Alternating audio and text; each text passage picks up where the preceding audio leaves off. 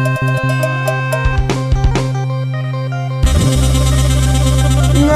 มแท้เด้นางนองแก้มแดงแดงถ่ายลำสาวไม่ห้างลูกสาม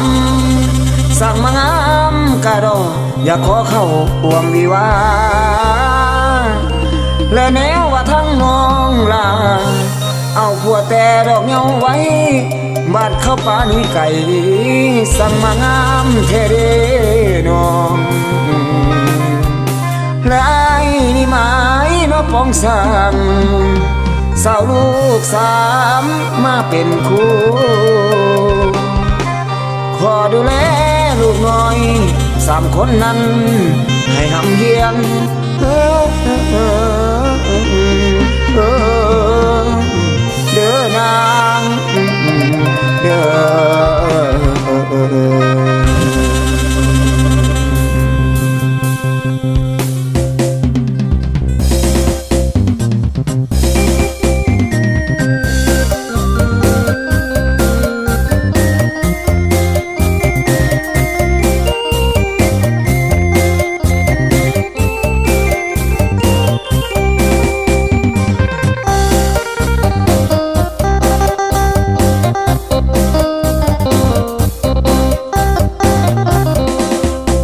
วันแห่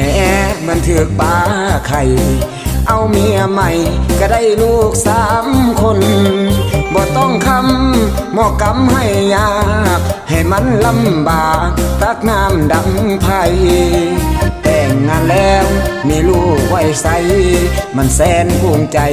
หักไม่ห่างลูกสาม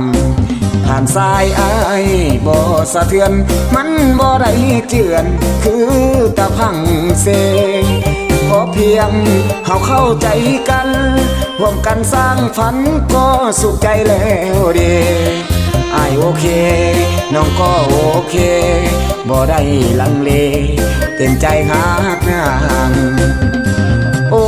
แม่ห้างลูกสามน้องมีความงามสำนักเขียนหมอผิวพรรณยังเต่งยังตึงนับว่าเป็นหนึ่งบ่มีไผทอแก้มไปลอยถือใจกะดอบ่ยากไปต่อบ่เข้าใจเอาเองน้องเก่งเรียกเรียนการสร้างเก่งในทุกด้านที่ไอ้ต้องการเก่งขังเรียกเรียนการสร้างมาแต่ทำงานก็ยินน้ำคอยรอ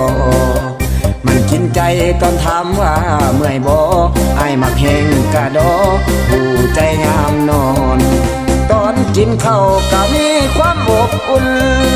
ลูกสามคนนั่งเลี้ยงกันใส่ไหลงามใส่ก็ว่องไวเมียแม่ห้างถึกใจขาดเพียงไหลสบายใจหลายแนวบ่เสือร้องเอาแม่ใจแวหักเพียงน้องนางแม่ห้างลูกสามบ่ต้องน้อยใจ